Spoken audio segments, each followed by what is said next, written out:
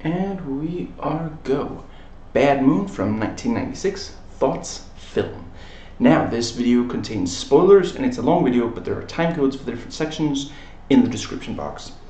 Now, my own film critic rating for this is 5 out of 10, but on, for personal, it's 7 out of 10. And we are gonna dive into notes taken while watching.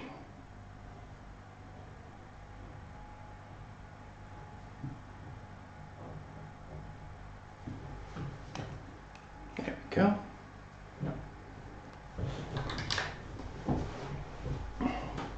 Now, as usual, the voice typing is not perfect, so I voice typed Primo in place of Thor because it cannot get Thor. I don't know, it is vehemently anti-Norse mythology, apparently, which I learned when doing the Marvel movies that have Thor in them. So Primo, which is the dog actor's name rather than the dog character's name. And let's see. Were there others for this? That might be about what there is. But in case I say something weird, it's probably because of the voice typing, and I forgot to mentally correct it back. But here we go. There's at least one cut in the opening werewolf attack where you hear the natives express worry, but you see the couple having sex. So it seems as though they're like, nope, too busy having sex, can't heed warning. Flopsy looks like he's played by Dan Castellaneta. I love Janet just immediately seeing through Flops and having the authority to tell him off because of she's a lawyer herself, and she's got this confidence, and she knows the sheriff and all that. She's like, I'll take you to the hospital, and he's like, no, I mean, the hospital might realize that I'm not even remotely injured, and I'm just really playing this up. So no, I'll take myself to the hospital. And this, first thing with Flopsy shows that Janet knows that Primo isn't dangerous. Thor, whatever, isn't dangerous. It's just that Flopsy provoked him. So later, when Thor attacks Ted, we know that she wouldn't sell out Thor just for anything, but she genuinely believes, okay, And Thor goes around the house checking that Brett is okay, that Janet is okay before, taking his post down in the living room. And Ted, as a werewolf, attacks the guy who's in the woods, and the movie moons us, which I don't think was entirely necessary. Nice suspense and tension as Ted suddenly looks around for Thor and realizes Thor's digging around, sniffing out something werewolfy. And it's one of those things where in the movie I kind of felt like nothing really came of it ultimately. It's tension and suspense that doesn't actually lead to anything, which is too bad. There's a lot of that in this movie, which is not really how you're supposed to do it, but I kind of figured that it would bring back something, find something and bring it back, and Ted would have to quickly get rid of it before the others saw or something. I have watched this movie a bunch of times before, but I didn't remember everything about it. Out here it's peaceful. All we get are the occasional homicidal Flopsy and werewolf. Why didn't Uncle Ted lock up his werewolf stuff? Brett just walks right in and looks at it. I know some time may have passed. Brett has been sitting there for a while, taking pictures of nothing, just wasting film, apparently. What I'm saying is, he didn't exactly have to crack open a safe or something to find this book. And clearly Thor hates the lame, out-in-the-woods sudden bird jump scare as much as the audience does. And Uncle Ted drunk dials, and in lieu of being able to call his fiancée, since he doesn't have a Ouija board, he calls his sister.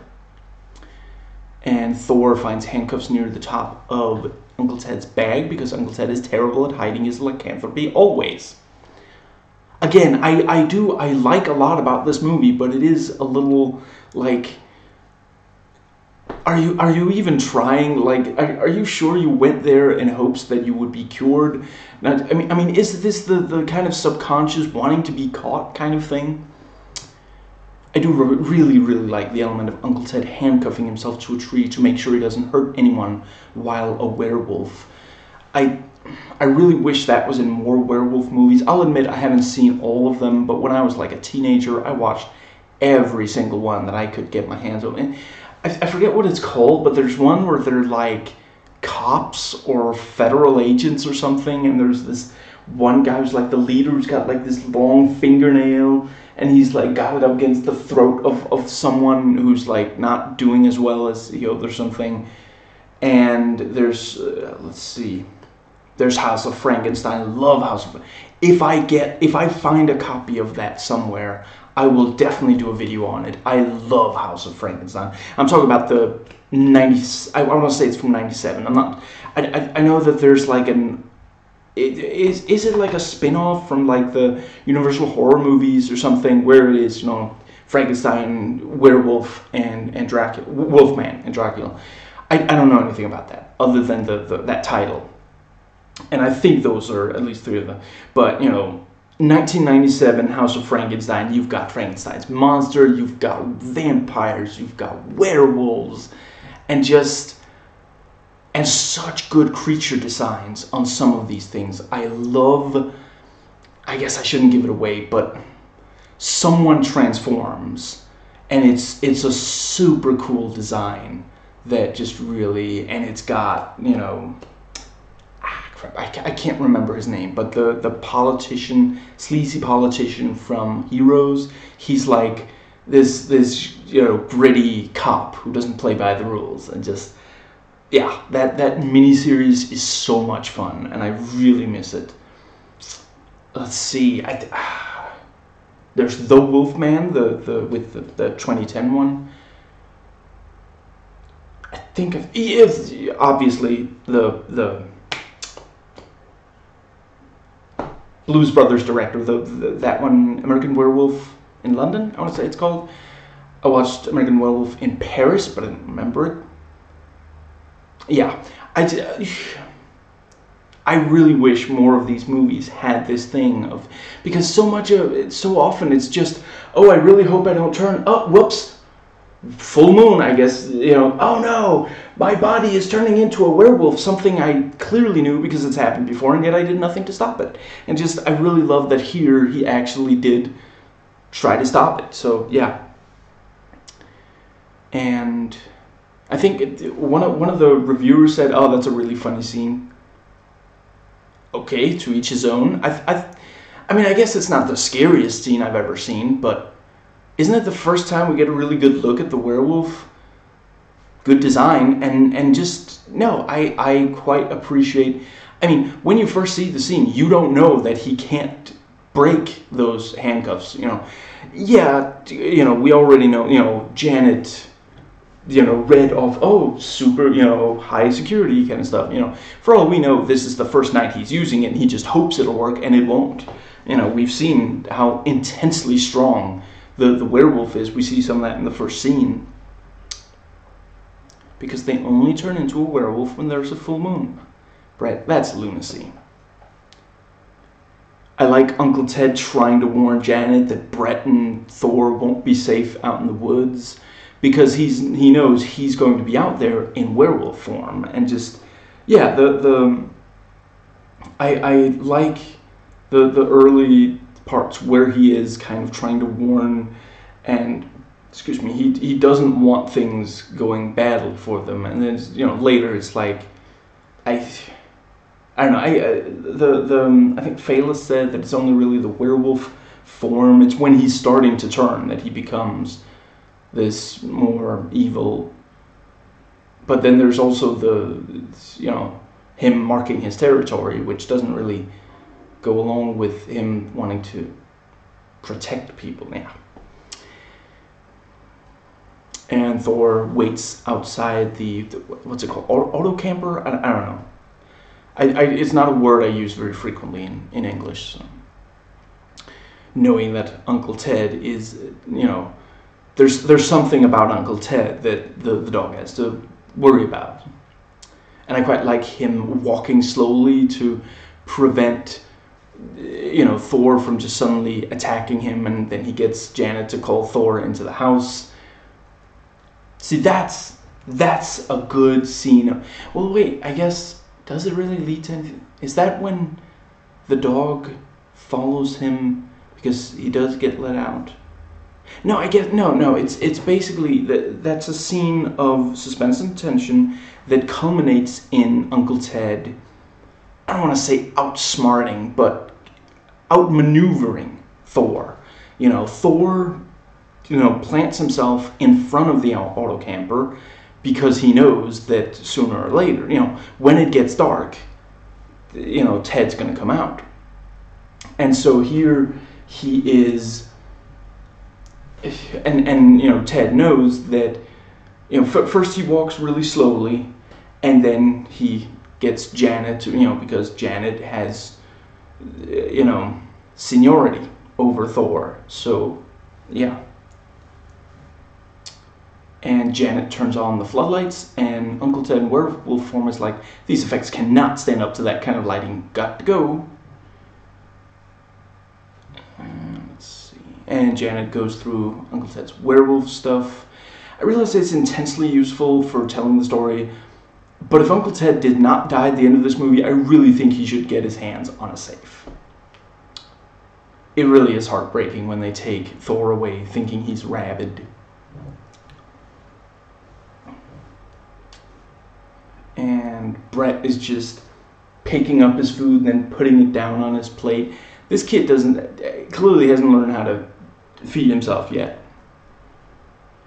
And Brett goes on a mission to free his dog. And some of the transformation is great. The sound effects really, I do think, hold up. I acknowledge not all the visuals do, but. And Janet closes the door behind her in Brett's room, and Uncle Ted Werewolf is like, here's Lycan. I like the utterly gratuitous fake-out nightmare ending where briefly Janet thinks that Thor is now a werewolf. If a dog became a werewolf, would that mean that when there's a full moon it becomes human? Because, technically, everyone else we've seen get bit or scratched by a werewolf, and Liv has turned into a werewolf.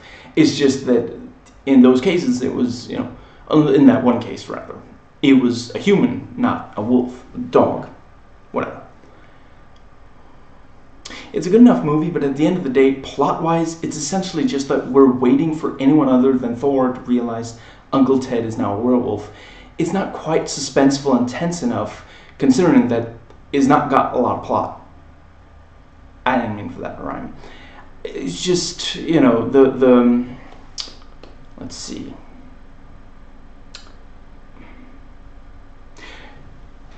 Obscurus Lupa says that the movie is essentially Rear Window if a dog,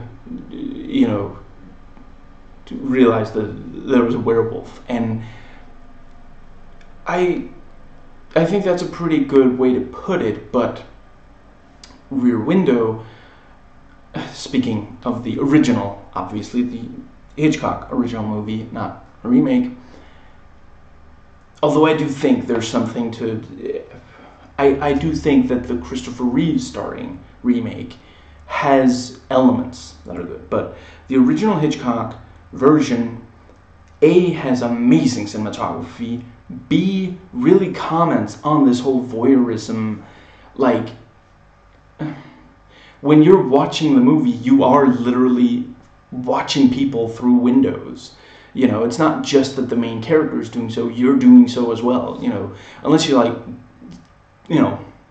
originally walked out of the theater, or today, stopped the movie playing or something, you're engaging in voyeurism. So it's,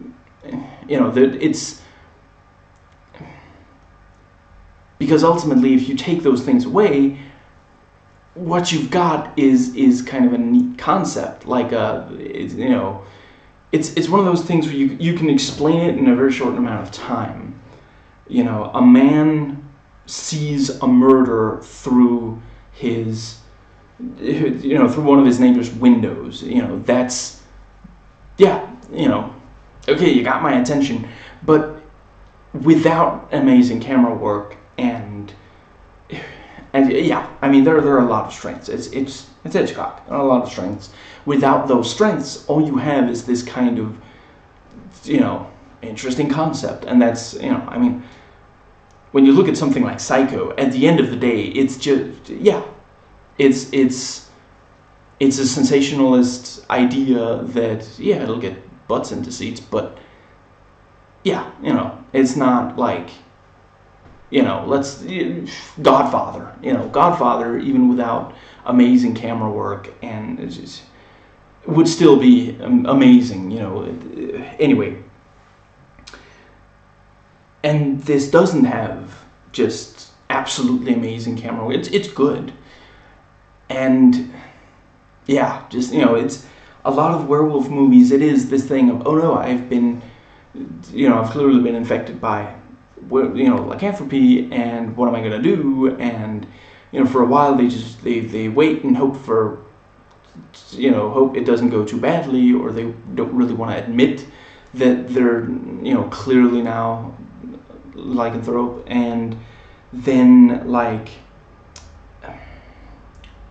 and I guess I shouldn't give away, if you've watched very many werewolf movies, you know what the very typical ending for it is. And just, I think when you have, see, I would say that House of Frankenstein does a really great job. Though in that miniseries, I really, really care about the werewolf characters. I think it's good, and certainly Michael Paré does well. I don't, ultimately it's not, it's one of those, it really sucks, but it is kind of a subgenre where it's kind of like, well, this one has good effects, and it even has good acting. It's the rare one that has good acting, and there's some cool scenes of violence, and that's about it. You don't really expect a lot, when you go to watch one, you more or less know what you're gonna get out of it, and and that is, I mean, I will say this is one of the, I'm not sure I know of any other where it is literally like a dog fighting a werewolf. So that's interesting. But then that is something I will say, if this movie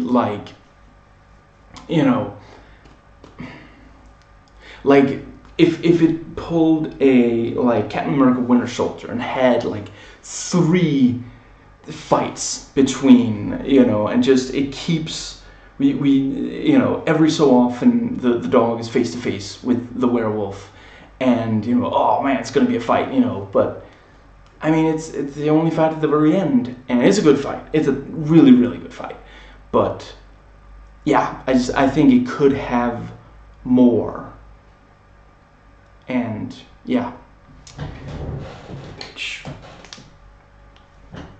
notes taken before watching.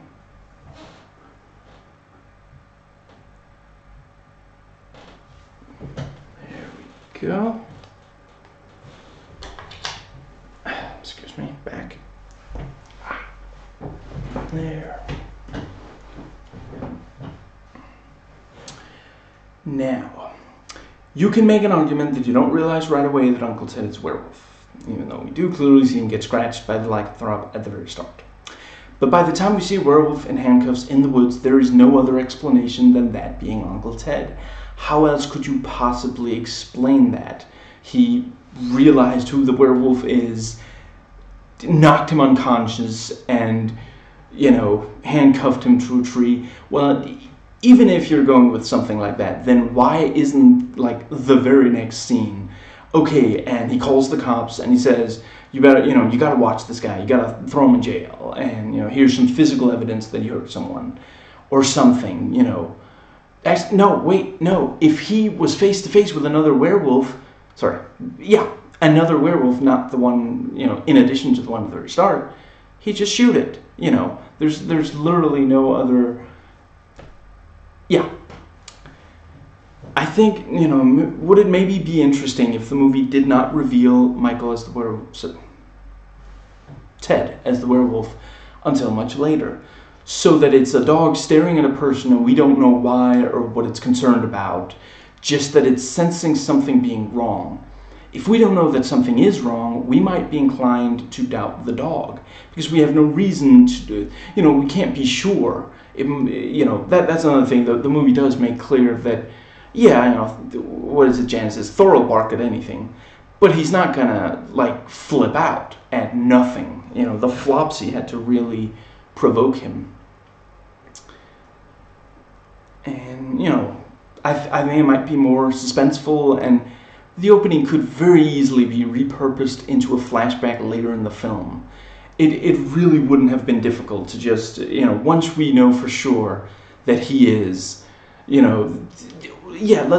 say that when, let's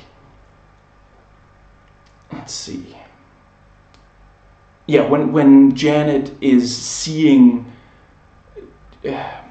Ted transform before her eyes, before that, but not long before the transformation starts, when he's just standing there and she knows something's up, and she just goes, I don't remember his fiance's name. I'm going to go with Lydia. Where's Lydia? And, he says some kind of line that works as a lead into a flashback.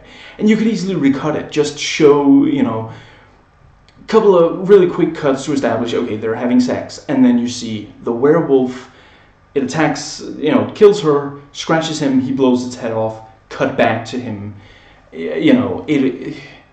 It's not as if that scene, it has an okay amount, Fair enough.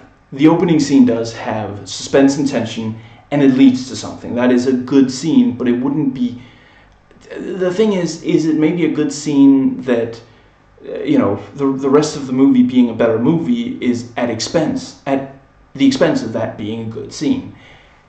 I think it would have been interesting, and if there's a fan edit or something where someone just shows that, because if you don't know, once you've seen Uncle Ted blow the head off a werewolf, and then you see a werewolf handcuffed to a tree after we've seen that he has handcuffs in his bag, obviously he's the werewolf, because if somebody else was, it's one of those things. We don't know if he's tried blowing his own head off, like in that other genre movie, but there's at least one genre movie where someone attempts that and it doesn't work.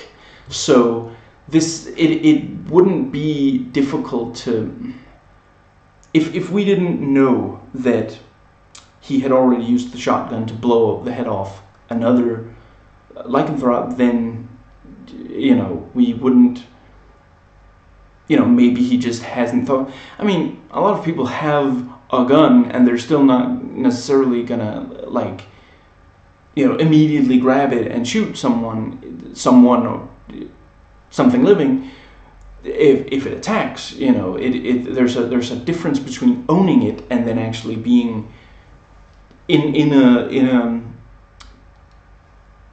right headspace to actually use that kind of violence against something living,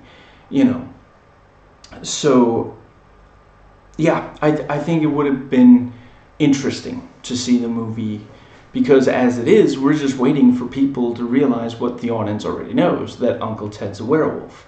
It's frustrating that we know and they don't, but it's also frustrating that none of them just, they look at Thor doing all this and they don't take Thor seriously. And again, okay, he barks at anything, and but yeah.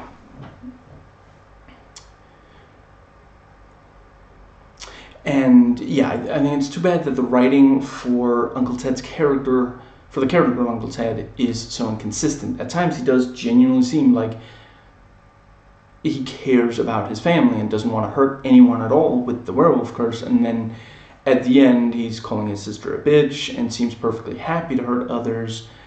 And again, maybe that's like Vela said, oh well, the werewolf has taken over at that point.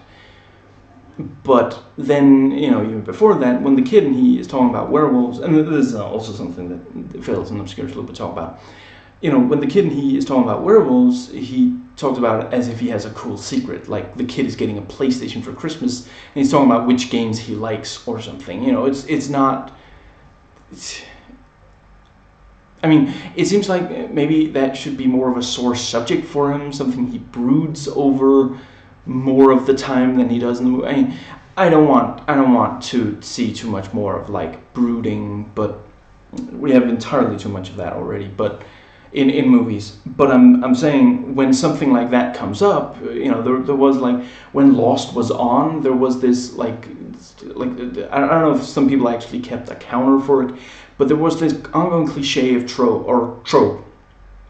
Kate will stare out over the ocean, because she has all these dark secrets in her past. Maybe it would be something like that. That would when like maybe he says, oh, what movie are you watching? The Wolfman, and he just stares at 1,000-yard stare or something. But yeah.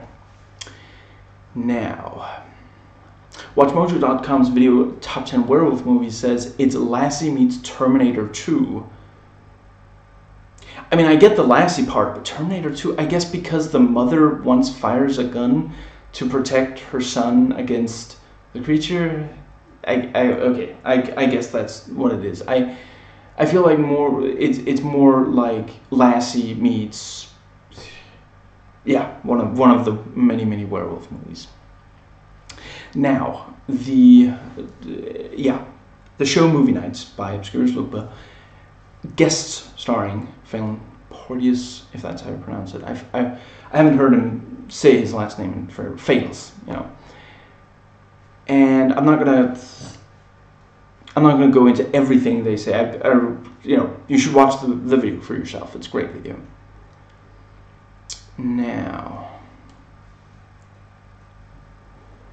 let's see. They talk, when talking about the effects, that Lupa says they mostly hold up, but the morph effects are too bad, and let's see. But yeah, the practical effects are great, and some of the more subtle morphs are too bad. But they were a little too focused on getting through the entire transformation in one shot, a little too ambitious. And I feel as he likes the look of the werewolves in this one. They look more wolf-like instead of the stupid ones that look ape-like or something. And Lupa says, favorite werewolf design, it's wolf-like but on 2 legs. So it's not just a large wolf on 4 legs. And it's actually the same werewolf design as Nocturne, which I very much approve of. I've always liked. Have I played other games with werewolves? I'm not entirely sure, but I feel like there have been at least wolf-like enemies in some games, and it's like, oh, okay, it's a big dog, it's a big wolf, basically. But then, you play Nocturne. If you haven't, you should, if you can at all. I don't think it's on GOG.com yet, which is a capital offense. I really think someone should go to the chair for that. No, I'm joking, obviously. That is an amazing game. It is one where there are bugs in that game that are gonna make some people like throw the monitor out the window and like vow to never play it again. But what I've found is you just gotta know exactly how to work around them, and it's actually an amazing game. Like there's this bit where you gotta take a lift. Let's see, is it both ways? It might be both ways, but certainly when you take it downwards, the bug will start your character moving backwards and get stuck in the wall behind the what's it called? The lift. What I found is, if you run, then it'll still try to pull you back, but you won't get stuck in the thing is, you got to be careful not to run too far, because it's one of those lifts that doesn't have, handrails or anything, so you might fall off. It takes a couple tries, but you get there. It's not a really long lift ride. I think maybe 10 seconds or something. What did I end up finding out? That you have to run a little and then turn, and I think maybe just circle around around the middle of the lift. As long as you keep doing that, you'll get past it. It's not one of those games where you're just constantly mired in bugs. And there are definitely aspects of it that get frustrating, but it's an amazing game. And in that, you literally, I think it's I shouldn't say, but there's this level where you're in this really public place, and just suddenly, there are people sitting around, and they'll just be sitting around completely comfortable, and then suddenly they'll be like, oh, and stuff growing out and morph, and then suddenly there's this huge freaking werewolf that's maybe 2.5 meters tall, and just giant, big, wolf face, glowing red eyes, just awesome. Anyway, I am planning to do more videos on that game. And let's see. Yeah, and Obscures Movie goes on to say, I like the look and the animatronics are pretty good. Some of the close-ups are a little stiff, but nothing too distracting. And Phils talks about a lot of good gore. Let's see. And then part of when there isn't gore and such, is happy, perfectly normal family movie, and then other times it's we're gonna kill you, gory werewolf movie. And it says not a lot compared to the running time, but when they use it well. Let's see.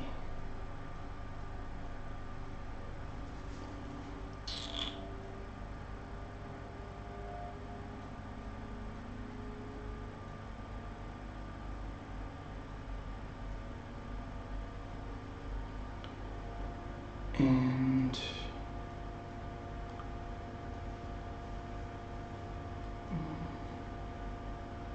but yeah, see, that's the fact that parts of it are just this family movie, just with the dog freaking out. Yeah, there are movies where the dog is onto something, and just most of those don't have the thing that it's onto be a werewolf. It's there are these really cartoonishly obvious criminals here, and the dog or other pet it realized there's something up, and it's it leads the other people to the criminals so that they can be prosecuted, all this stuff. And just I really do think that it should be much more intense, and it's weird to me that it isn't.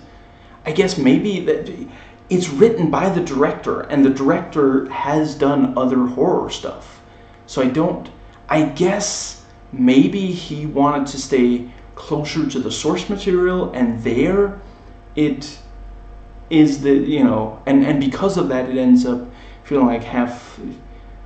I've always thought it's a lot like Lassie. If it wasn't a kid down a well, but a werewolf, it's and that's a very awkward tonal shift. It's yeah, and if I didn't know any better, I would think that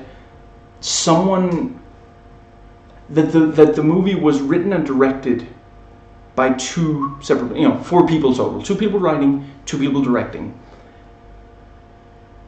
If let's say the studio took it away from them and said, we can't sell this movie, and then they're I get that you're trying to do this werewolf thing. Well, they don't get it. That's why they're taking it away.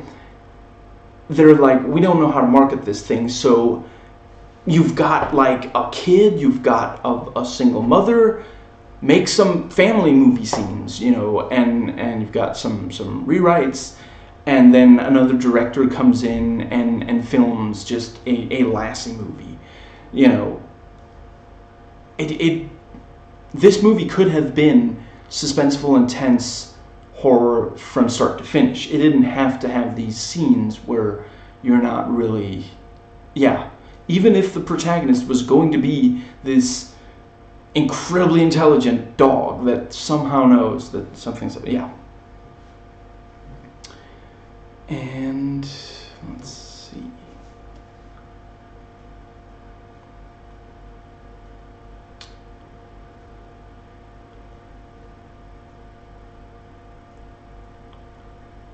And they talk about the marketing territory. Let's see.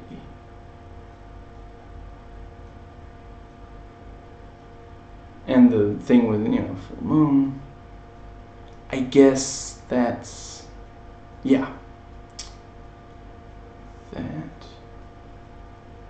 There we go.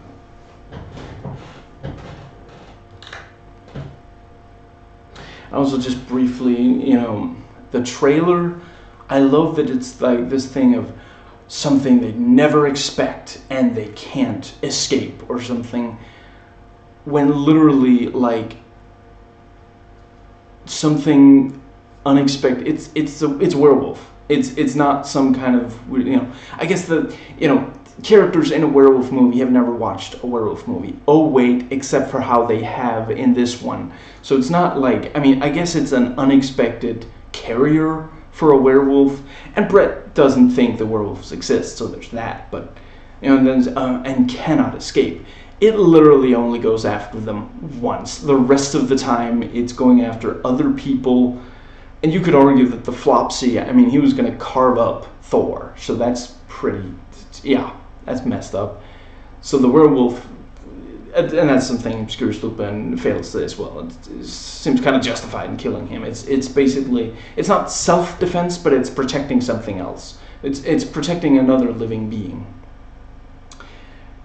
But most of the time he's putting handcuffs on himself. That is, I'm sorry, just briefly, he says, I was gonna handcuff myself to this tree. What did he say? To keep the secret from you or something, but now there's no point because you know my secret. That's why you've been handcuffed? It's not to protect people, it's not to, I get if he thinks that going to live with his family like this, it's like detox, it's rehab. So yeah, he's like, okay, during the day I'm like happy-go-lucky, and then during the night I'm like, completely messed up because I'm flushing drugs out of my system. It's what's that thing? No pain, no gain. So there's a, I get that, but then, it seems like it's not. I guess maybe the idea is that by then the wolf has taken over so much that he doesn't care if he also attacks her, or that or inconsistent writing.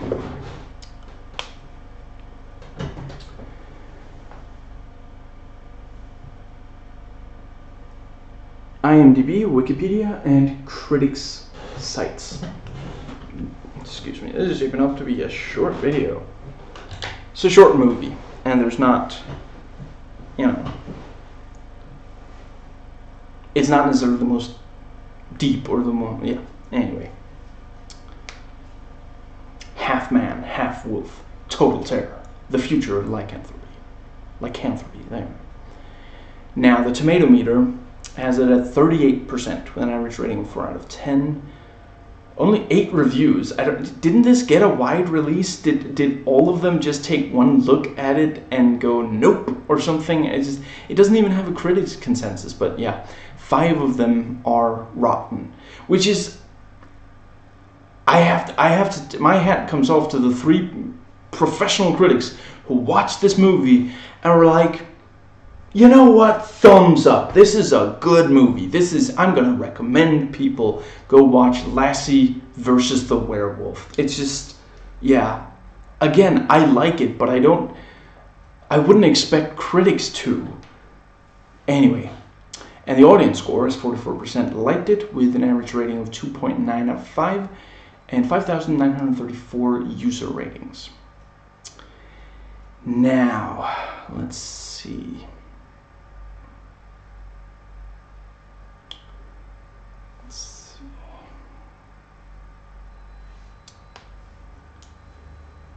And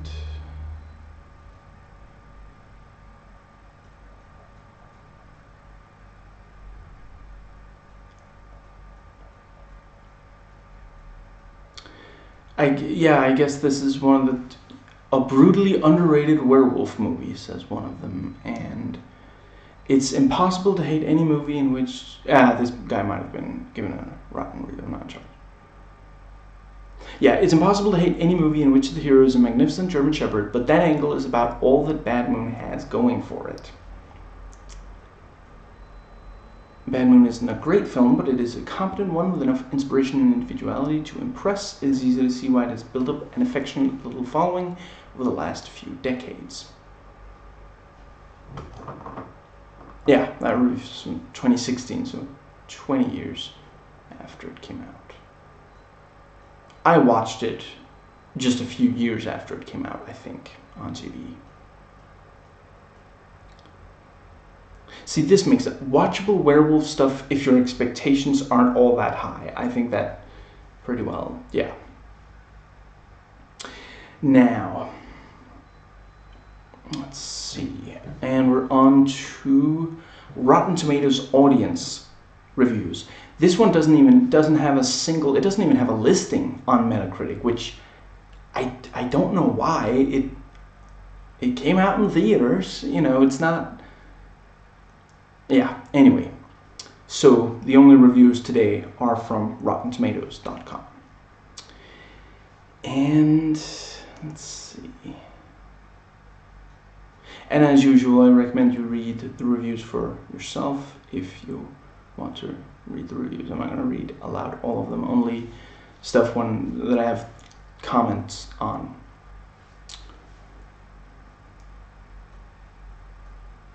And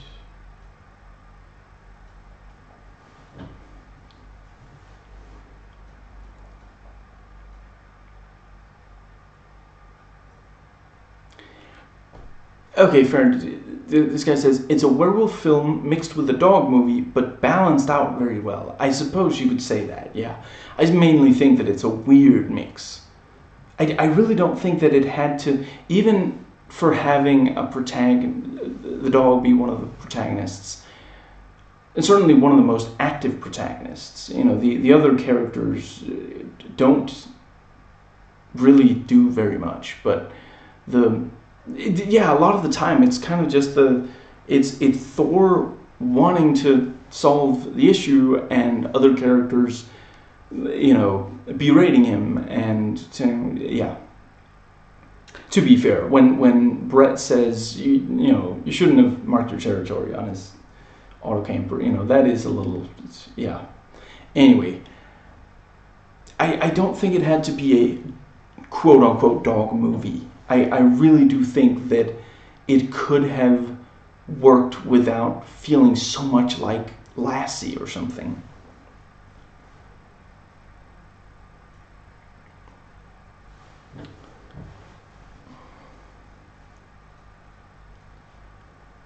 Let's see.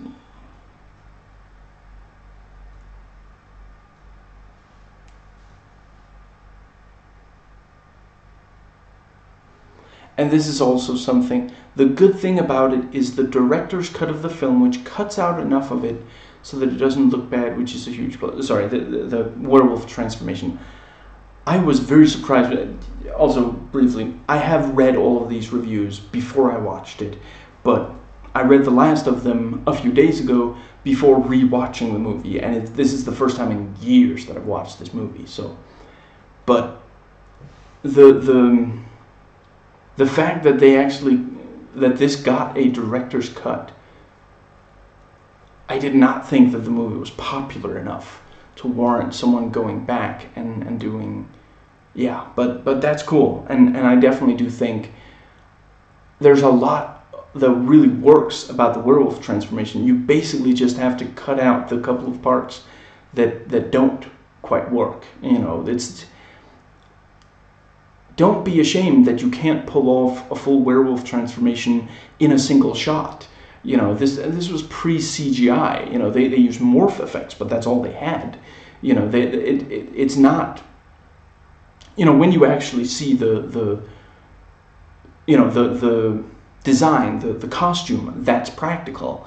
The only thing they did in the computer was move from the actor's face to the practical suit and such.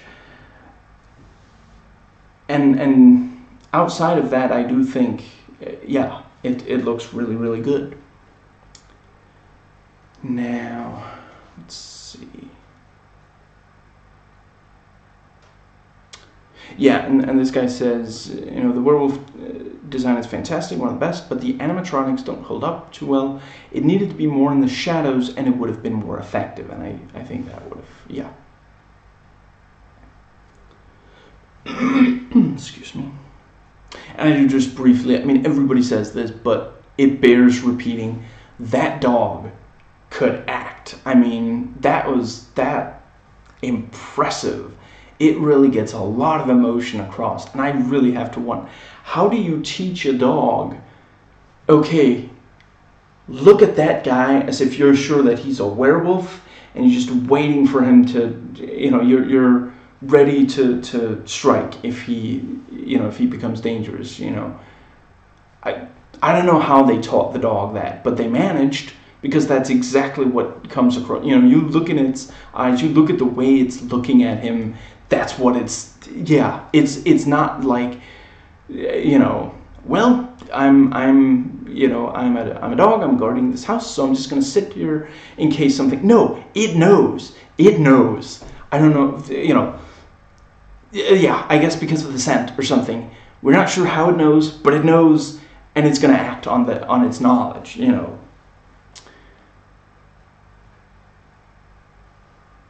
And let's see. All the stars are. Excuse me.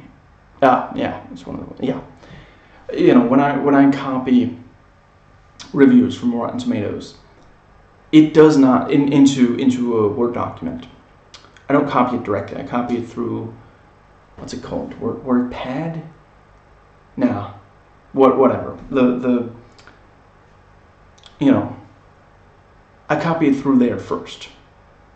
So I don't have star ratings or rotten/fresh, that designation in these. So I don't know how many stars this got, but he says all the stars are for the dog Primo in this quality acting pup, such a good doggy. Excuse me. Yeah, and this guy really nails it. A bit too Lifetime movie of the week at times. Yeah. And let's see. There's some awkward character developments throughout. Michael Paré plays it sympathetically throughout, until the end of the movie when he decides he wants to start calling his sister a bitch, mocking her and acting like some sort of devious villain. Obviously he was the villain, but then it was the first half of the movie where he acted. But then it was the first half of the movie where he acted out of character. And excuse me.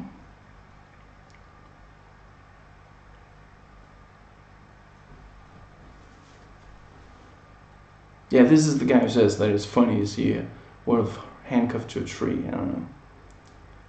Other than that, I mostly agree with him.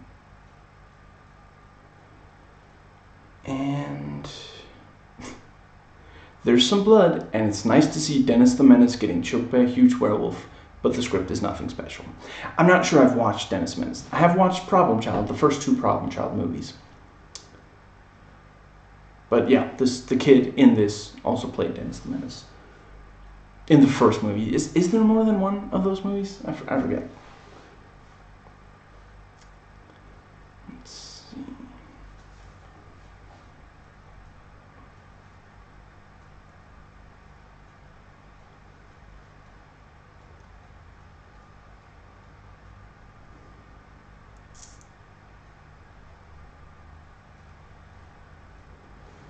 And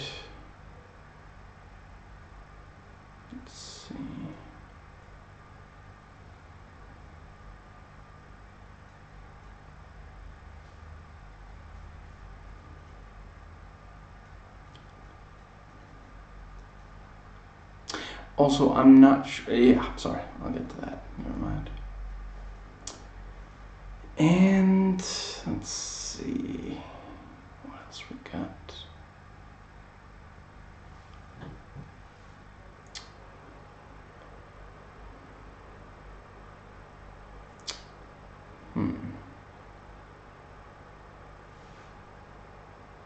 There's someone who said, I don't know, I guess he doesn't buy Michael Pare as a werewolf.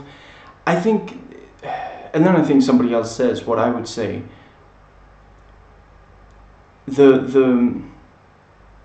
He's one of the actors who genuinely looks like, when you look at his face, it's not necessarily that watching him in other movies you would think werewolf, but when you look at his face and you know there's a werewolf in the movie, you're like, that guy, he's definitely, if there's more than one, there might be more than one werewolf, but he's definitely one of the werewolves. There's no way that in this movie that has werewolves, Michael Pare is not playing a werewolf. And I do think, right before you see him transform with the morph and all, yeah, it's genuinely quite convincing looking. His face, you've got all the sweat, and he's got maybe a little bit of makeup on. Yeah, just I think that they really got that. Yeah.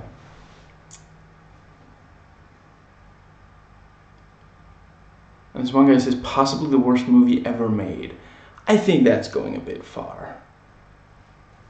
Excuse me? I'd say the worst movie ever made would have to have less strengths than this, and those strengths would have to be less strong. I do generally, if you cut like all the family stuff out of this, I mean, there'd be no real, you wouldn't have any clue what was going on, but the werewolf stuff is tense and suspenseful, and I do think that there aren't a lot, but the kills are pretty good. That is one of the things you go to werewolf movies for, to see people mauled by a werewolf. And wait, is maul only for Bear and the Darth? Anyway, messed up by a bear, wolf, whatever. Same difference, sis.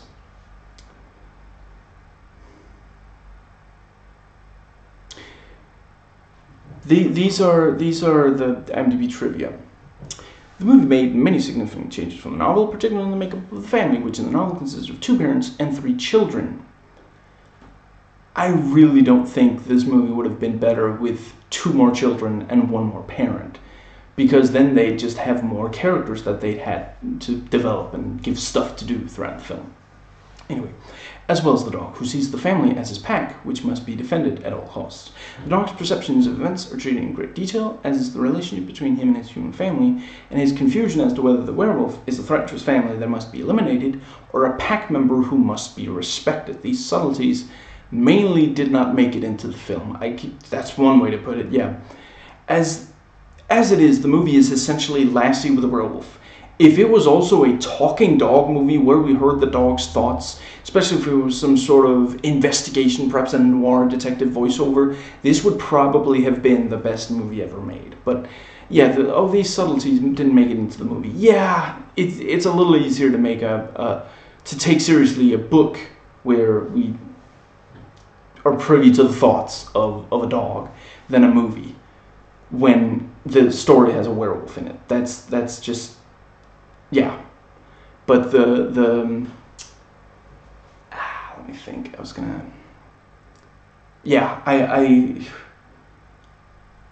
I get being frustrated that it was like, that's the whole point of the book, is we get the dog's perspective, but I really don't. You know what? Again, fan edit. Make a fan edit and have, like, every time we see the dog doing something, or like just have some kind of voiceover, that I would definitely watch that.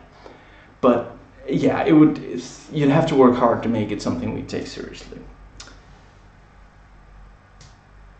But already, I mean, the dog is one of the main protagonists, and it's a dog against a werewolf.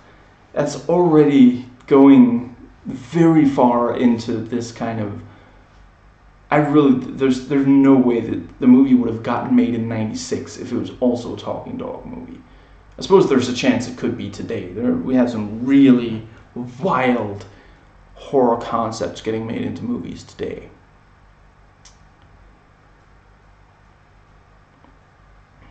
Let's see.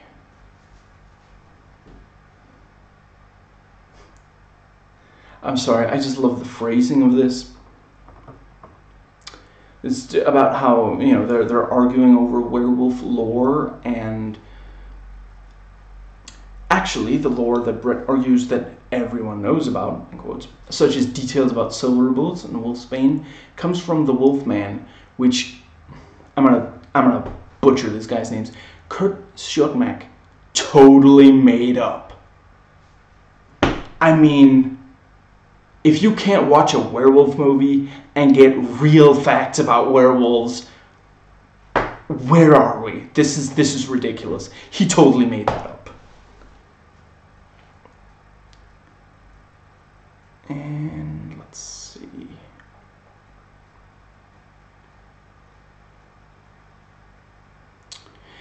Moving on to IMDb goofs.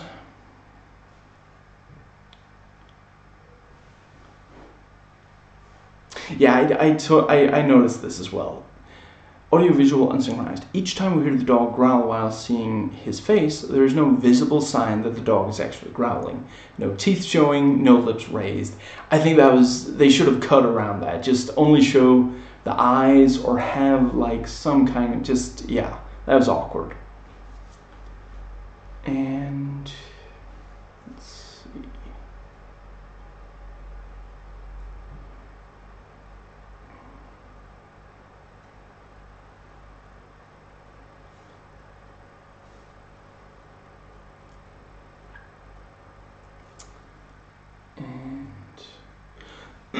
And excuse me.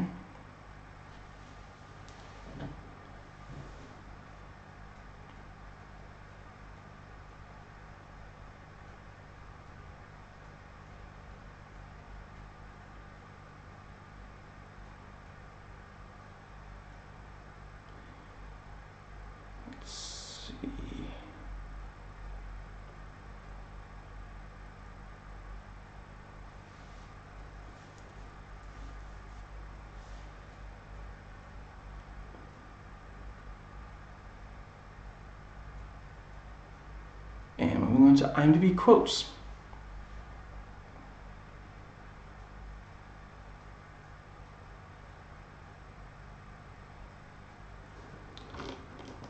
I hadn't really thought about it. I hadn't put any special...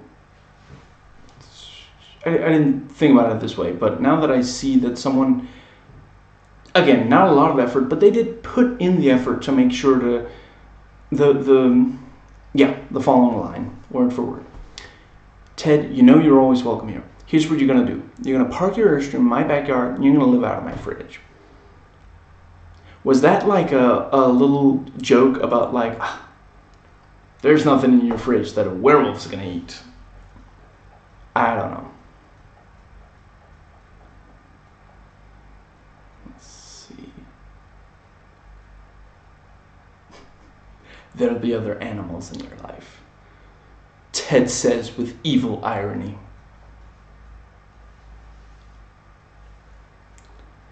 And let's see.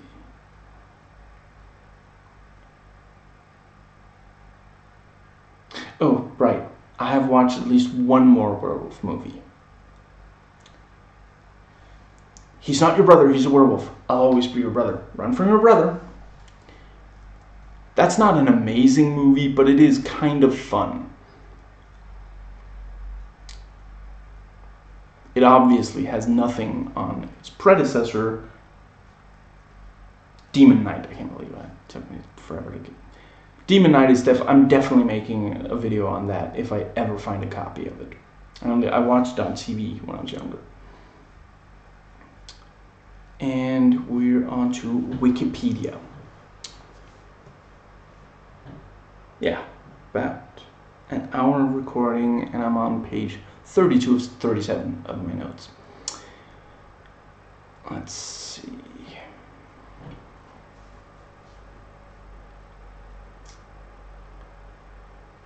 See, I think it could have been interesting if maybe we had seen more of him trying different cures. Because, again, as it is, essentially just over and over, he turns into a werewolf and tries to avoid people, and he has to try to get... when he turns into a werewolf, he has to make sure that Thor can't get to him, and then at the end, he turns in, he gets rid of Thor for a little bit, and then he attacks his sister and nephew, and the movie could easily have had more. Excuse me. Just, I get it. I get that by the time he shows up at their place, he's already given up on all the other cures, but yeah. And that's also, we know that he kills the Flopsy, and he kills that guy with the... I don't remember what it's called, but, he kills those two. Why didn't he use the handcuffs for those? I guess maybe the... Actually, no, I don't think either of those were ones where where Thor prevented him. Thor slowed him down that one night, but I don't think he kills anybody that night. So, yeah, but that's the thing, it's if the person who's becoming a werewolf really does take precautions in one of these movies, then we're not going to get to see him turn into a werewolf, and that's kind of what we're there for, so, yeah. Now...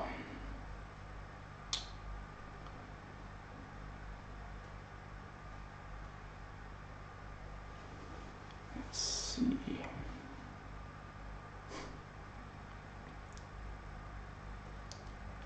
This article's plot summary may be too long or excessively detailed. Please help improve it by removing unnecessary details and making it more concise.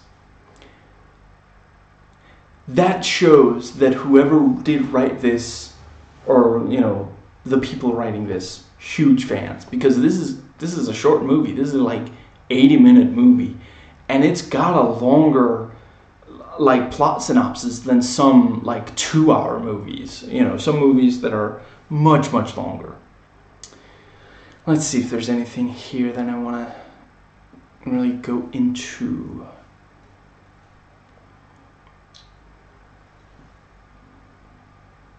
Marjorie, that was her name. Let's see.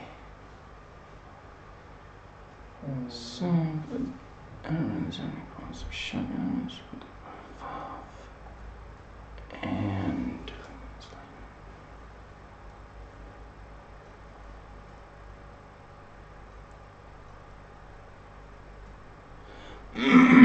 excuse me. Oh, sorry, right. When the dog goes off,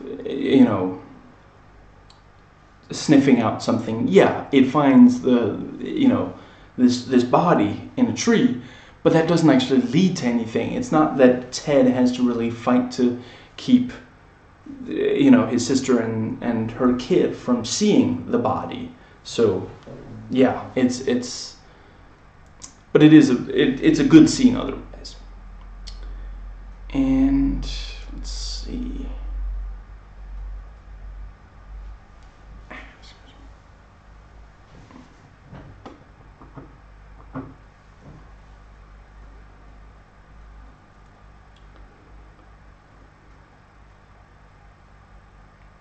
Yeah, and we're told that, we don't see it, but missing hikers, forest ranger, were killed, and Ted is afraid, under fear of being found guilty, he calls her and gets back. Let's see. And yeah, he parks his trailer in her yard in the hopes that in being near his family, he'll be able to control himself. Maybe you know, he's trailing in a yard, will keep the werewolf. I don't know where I'm going with that, sorry. I had like an idea of where to go and then just did not work out. Let's see. The woods and some stuff.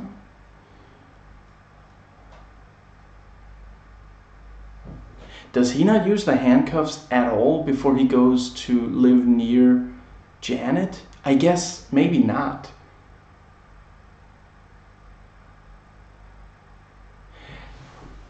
To be fair, maybe those other times he was trying various cures and the cures required him to not use handcuffs, to not restrain himself.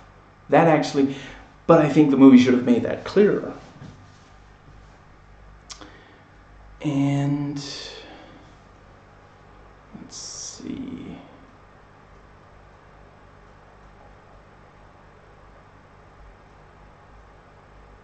Yeah, wow, this really, whoever wrote all this loves this movie and wants to get every detail.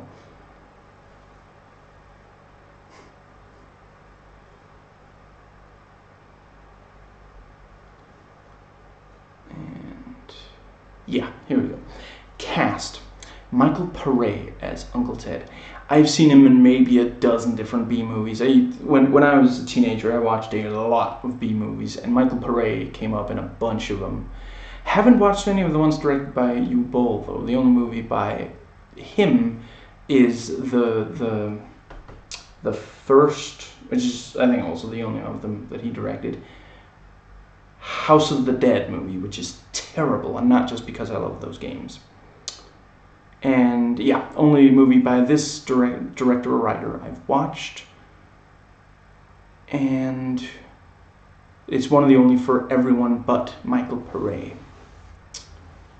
But yeah, you know, let's see. Deadly Heroes, Moon 44. What's it called? There's that other one. Yeah, those are off the top of my head. And Mariel Hemingway. I know her from Superman 4, and that's, I mean, I'm not sure she's only in bad movies, but these, I mean, no, again, I don't think this is a bad movie. It's just, it could be a lot better. Let's see.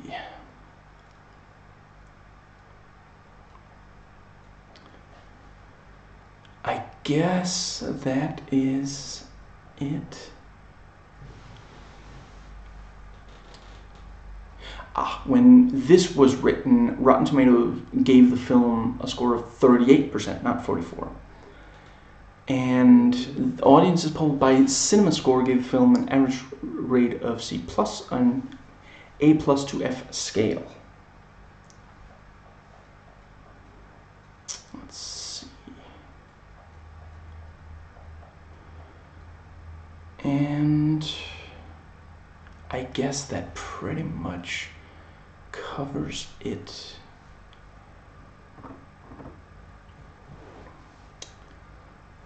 Let's see. Yeah, so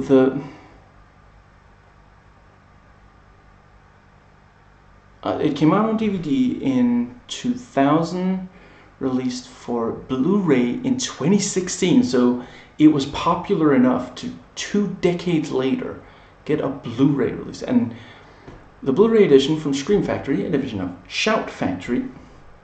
So I guess it's that Scream Factory makes horror movies. Does Shout Factory make like dramas?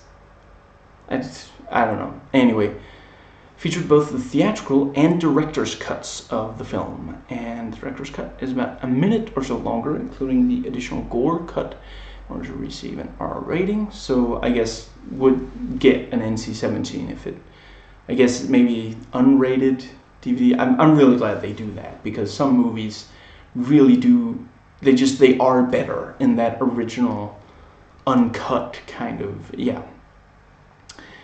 And yeah, The Blu-ray includes a commentary track by the writer-director Eric Red. So he returned to it 20 years later and gave an entire, new interviews with the actors.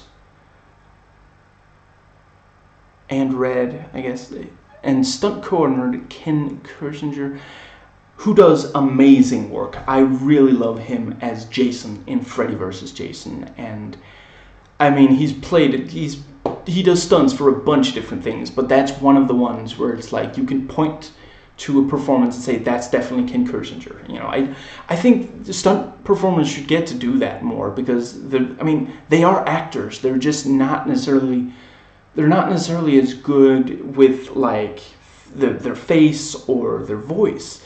But I mean, as a stunt person, you do have to. I mean, you could sum up being a stunt person as you have to do something that looks like is incredibly dangerous and hurts a lot, but you have to do it in a way that it doesn't hurt a lot and isn't dangerous. And yeah, that's acting. It's not enough that they fall in a way that doesn't hurt them. If you see them fall in that way and you don't buy that, if you know that you're not going to get hurt by falling, it might be difficult for you to make it, use body language to give off the idea that you are getting hurt or think you're going to get hurt. If you don't do that, if you just fall in a way that doesn't, hurt you, it's going to look really bad for the movie. And special makeup effects artist Steve Johnson, special effects artist. Special features also included a selection of storyboards and the theatrical trailer for the film. I'm really glad they put the theatrical trailer on, because it is nowhere on YouTube. I mean, when I did a search for Bad Moon trailer, I only found like 6 uploads of the same trailer. I don't know, I guess it's probably in better video quality on the Blu-ray than otherwise. Anyway, on to completely off-topic political stuff. Republican Representative Gates just days ago argued that against letting child rapists vote. This guy might influence politics, then go out and rape an underage girl. If he wants political power, he should run for government like Roy Moore. And Donald Trump's pastor just said that Donald Trump didn't enter the church even once. That is not a sign of him not being very much of a Christian. That is a sign of him being fairly certain that he is so irreligious that he would catch on fire if he did set foot on holy ground. And I say that as someone who doesn't care if you're very religious or not. I care about what you do, not if you're religious or not. I'm not religious. And Republicans continue to fight against people voting, including Mitch McConnell, who works for less than half of the year, who's now whining that government employees would get days off so they can volunteer at voting places. The more people vote, the worse Republicans do in elections. I don't really blame Republicans for being frustrated with that fact. It sucks to go to work knowing that you're terrible at your job and that the people who care about the job being done well would rather it was someone other than you doing that job. But when you find yourself trying to get less people to vote, that's when you admit to yourself that you're being anti-democratic and you get yourself another job. I'm not saying that you shouldn't be able to make a living if you're anti-democratic. You know what? If you're a plumber, and I'm not saying that as like a diss on plumbers, I'm just saying if you're someone who doesn't have political power outside of voting, or I don't, if you want to like go out in there and make like do commentary or something about politics, I just don't, I don't understand. I couldn't live with myself if I was a politician and I was so anti-democratic that I actively tried to get people to not vote, to get less people to vote. That's just, again, I'm not saying, I'm not saying, put him in prison for life or something. I'm just saying, if that's genuinely how you feel, then you should not be a politician. And that is, let's see if I have anything, around 15 minutes, any videos almost as, almost the length of the movie itself. Yeah, it's not bad, And I do think, I mean, it knows not to be over long, but I do think that I don't think it would be difficult to trim it down further. Really, maybe it should have shown some of those other cures. That would just it needed something more.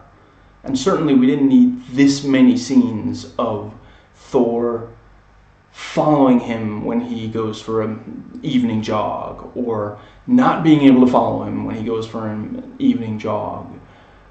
Finding the dead bodies that he's left, and just and the writing for him really there needed to be like a moment where it's like, okay, that's what, that's where, like, he no longer, because he generally does seem like, okay, love will fix this, maybe love will actually cure the lycanthropy, and you needed like a specific thing to happen where the audience understands that's not, like, let's say that there was some kind of,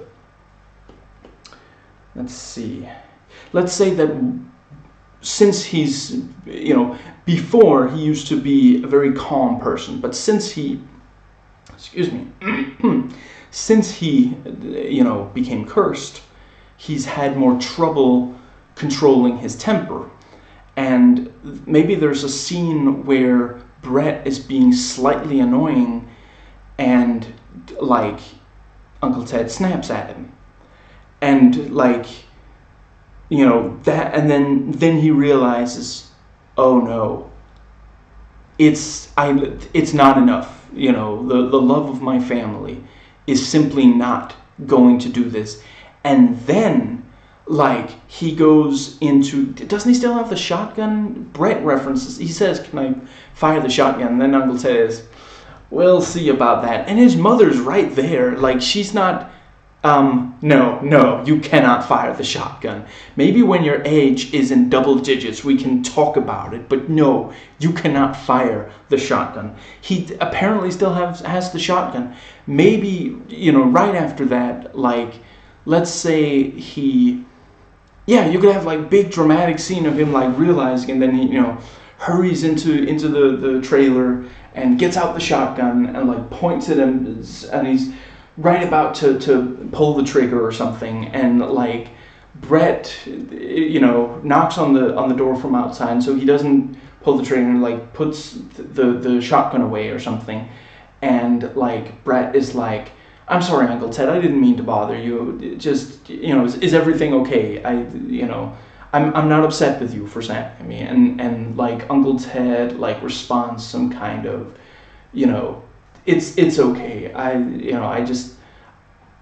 just throwing something away. I know I'm not gonna need, or something. And he closes the door, and he grabs the shotgun, like, pulls it apart or something with werewolf strength. And then we know, okay, for a second there, the part of him that was going to, he was going to shoot himself, but then the werewolf part took over and destroyed the shotgun, and maybe even the handcuffs. And so at that point, even if the normal him reemerges, takes control again, takes the light again, he won't be able to, something like that. But as it is, we don't have anything, so it's just suddenly he starts behaving more like that. I mean, if you want to say that, when he starts calling his sister a bitch and such, that's the wolf having taken over. Well, okay, so the wolf can take over at night. Why was it, antagonizing Thor? That scene, I'm almost certain, took place during the day. Or is it just that now the wolf has taken over and he's just only going to look like the werewolf when it's night? And again, if so, I don't see what flips that switch, what brings it over to the point, because early in the movie, he wasn't that kind of, Anyway, still not a bad movie as such, and I like it, but it has